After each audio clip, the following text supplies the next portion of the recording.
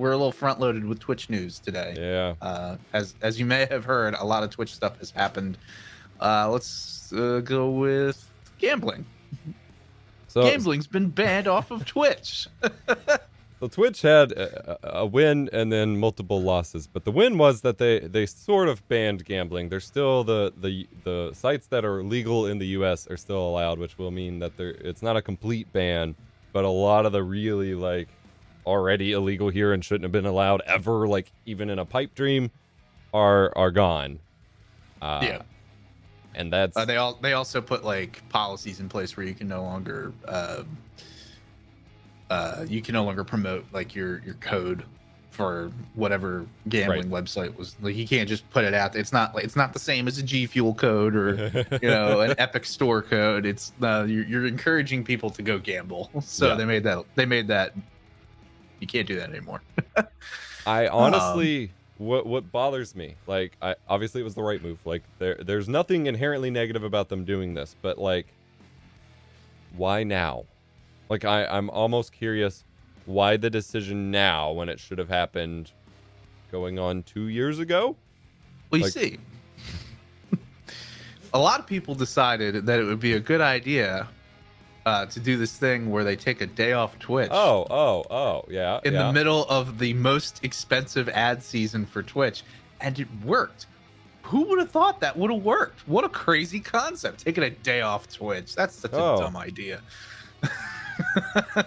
And it's almost as if the people who were doing it said the last one was a terrible idea and that it would never work. Gosh darn it. Yeah, them damn gamblers. But yeah. We don't want to gambling. Yeah.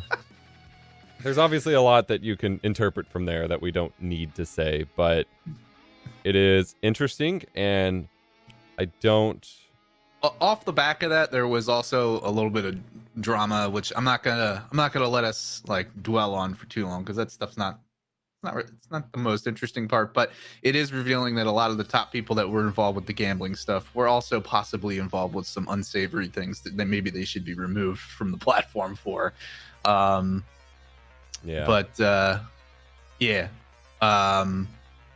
after all of that happened, Twitch also seemingly announced that Amazon is to blame for a lot of their budget problems, which is crazy.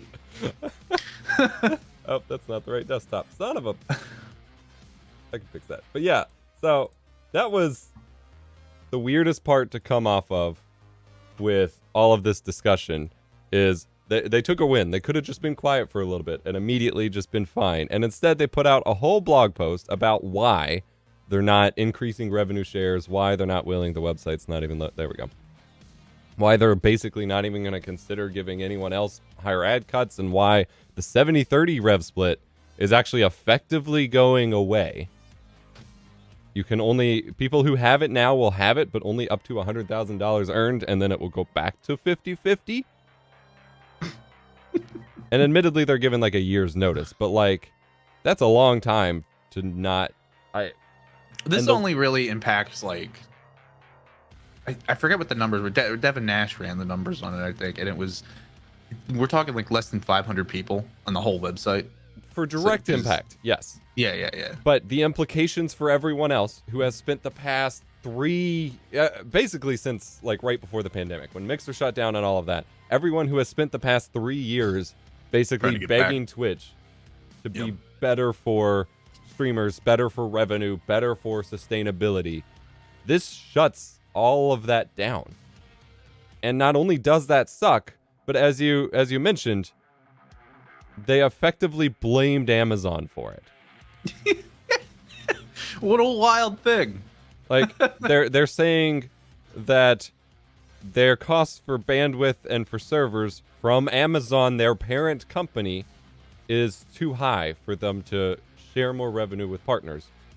Keeping in mind that they quoted the rates that like the IVC or IV whatever, the public service that anyone can go stream with, they quoted those rates on top of the fact that they were quoting 200 hours a month, which is 50 hours a week of streaming, which is that's a lot of stream time. Like even for someone who works a 40 to 50 plus hour work week, not all of that is gonna be live performing. Like, that's never the case. It's more than a 9 to 5. Yeah. It's more than it's just way like more a than that. regular. You could go and get any regular old office job where you're grinding away 9 to 5, and it's like this is arguably a worse deal. Yeah.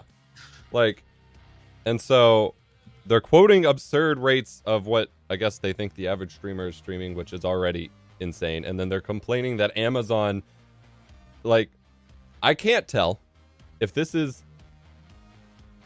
a naive, as the best way I can put it, a naive PR move that they think people will believe this, or if really Amazon is that awful to be under, that this is just them being like, all right, we can't hide from it anymore, so here's how it is, guys. Yeah, I don't know. Like It sucks. This kind of, I can only assume that Twitch operates as its own separate company. Right. Like it's not like Amazon has full control. I'm sure they do at the end of the day, but like I can only assume that they operate as basically a separate company, which would be why they would even reveal those budget numbers with regards to how much it costs to run the service.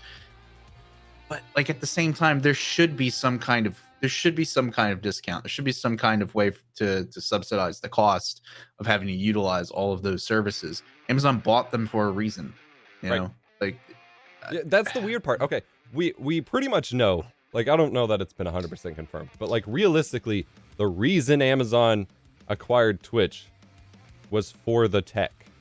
So to then be charging them too much for the tech that they, like, Twitch, the infrastructure of Twitch is what they used for their I forget what the last letter is. Amazon IVS.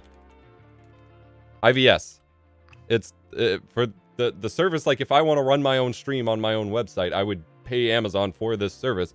That is using Twitch's technology. So they didn't acquire Twitch because they wanted a streaming platform. They acquired Twitch because they wanted the engineers and things like that.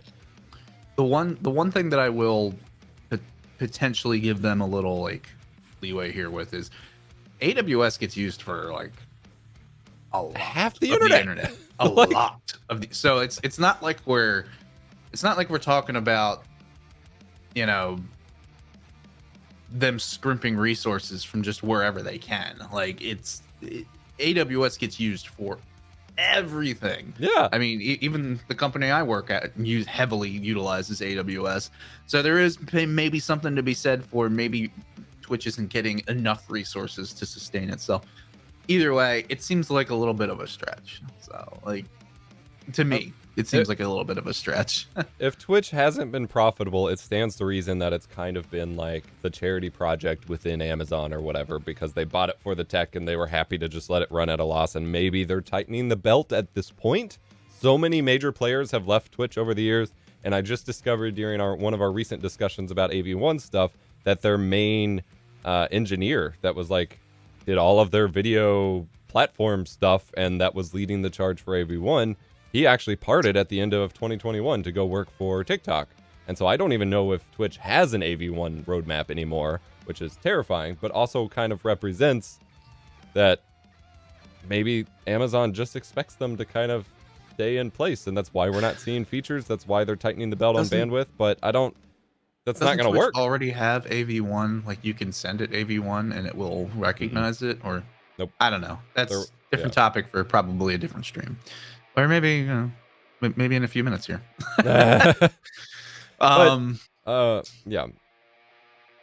And then it's been a very strange and weird week for Twitch. Is that just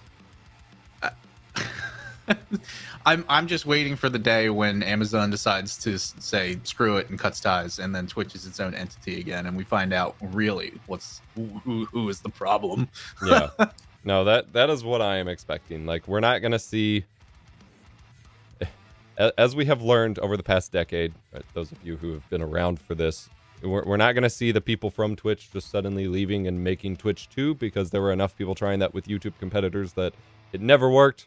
And as mentioned, a bunch of the people already left and worked for other sites. Right. But I think at some point we're gonna get information. It's gonna be called Bezos.tv. No, it's got to be Jeff.tv to be like Justin.tv. Jeffrey.tv. Oh, Jeffrey TV would be so good. Hey guys, it's me here, Jeffrey TV. Coming at you from my yacht, stuck in the Suez again. But yeah, I am at the point I've been, even when I don't entirely believe it, been the person that's been the anti Twitch is dead person for a very long time. If you missed it, I don't have it pulled up. Fwiz, who has been around since the Machinima days. He was big in Machinima, and then he was the lead YouTube gaming. He was the lead for YouTube gaming and YouTube live streaming for years, for about 8 years before he left last year to go work for some NFT startup. He put out basically an open letter to Twitch about, like, he believes in Twitch as a concept. He was part of it back in the day, and he wants it to survive. And here's his thoughts on how you have to prioritize the creator revenue and stuff. He tweets so often I can't find it anymore. But he put out a really thoughtful response. And I still want there to be people like that can believe in it enough to put, I guess, for lack of a better word, the right people around whoever makes decisions for Twitch to hopefully change things. But I'd say if you're a creator, you really have to start considering things if you haven't by this point. We've been preaching multi-streaming and diversifying for years and years at this point. And I am at the point we've been talking in some of the private chats. I'm going to just flat out make a video. Here's how to unshackle yourself from Twitch and build a more sustainable business video. I would say that the actual sign to embrace other platforms. I mean, it's the writing's been on the wall for it has years, but the actual sign was when the response to how to grow on Twitch from Twitch was use other websites. Yes, you should have just immediately started hopping on TikTok, maybe trying to do something with YouTube Shorts. YouTube Shorts is incredible for viewership. Debatable on the growth part, but like you just throw a clip up there and it'll do 10,000 views for no reason. Yeah, and like I think it's as telling as it gets when the strategy, as you mentioned, for growing your Twitch is to take your Twitch clips and post them on TikTok or YouTube Shorts. Put them somewhere else. Twitch had the clips. Twitch had all the source material that goes viral. All they had to do was put in some sort of For You page style thing for clips. Instead, if I watch a clip, it has recommended clips, and it's just all trash or like inappropriate stuff, like things that don't actually relate to what I'm watching. They're just random clips. Like they could have had the platform, like the combos and all these other platforms that exist in there was the one everyone was doing for a while, Hover, until that exploded. Like none of those Streamladder.com. Yeah, none of those needed to exist if Twitch just, like, they didn't even need to implement a separate VOD system. Like, that's still a thing they should do maybe, but like they didn't need a VOD system when they already had the clips. They just needed to distribute them better, and they never did. Like, that to me is just